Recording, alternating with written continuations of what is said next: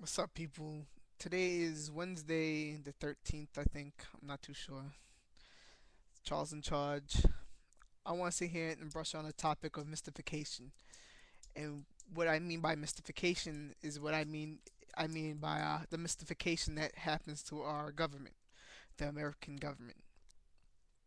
Now, this mystification is has many factors contributing to it, and I believe this mystification causes a political passivity and inactivity amongst the people of this great nation.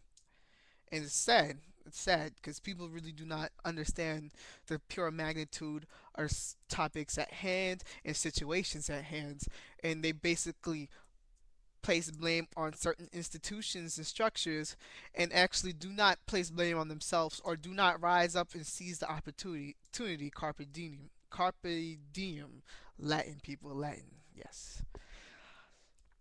And I want to point out a few things that contribute to this mystification, such as the NWO, Illuminati, Christian extremism, the Tea Partiers, all these movements based off of conspiracies and what a few people say on the top, such as Glenn Beck, Ron Paul, and other people like Rush Limbaugh, these right wing idols that are in the media, and also other cultist ideas generated by the internet that you can Google in Illuminati and get 26 million hits. How do you don't people actually do not fact check these things. They go through it. They don't understand what they're reading, and because they don't understand what they're reading, they sit there and they confuse what they're reading for reality.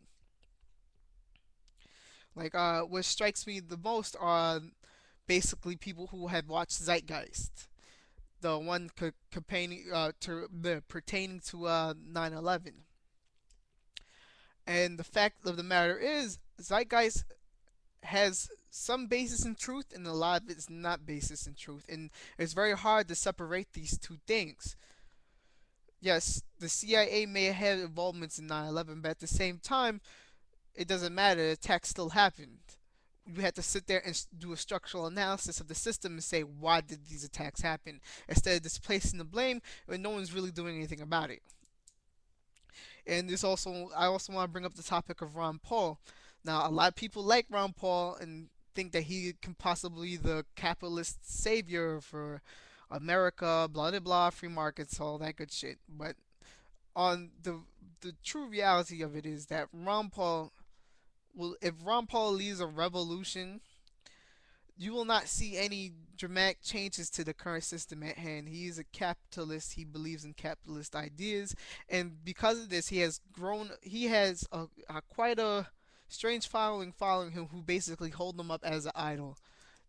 This is why I call autocratic consensus, because you basically have someone who sits there and proclaims that he is an expert in a certain field or subject, and because of this, he takes power. He takes power. He takes authority, initiative to talk on that subject, and people go along with that, and people do not question, and people sit there and agree. There's not enough questioning in America. No one questions the mystification. No one actually sits there and participates in the government hand and actually see if they can change it, because either they think the government is too corrupt because of certain conspiracy theories or because of what certain people say, of certain few people say, and because of that, it leaves us with inactivity, and people like the Wall Street bankers, other big business backers and lobbyists can sit here and run amok in our government, and the people that we elect to represent us don't actually represent us anymore. They only represent the dollar bills, y'all. Pieces.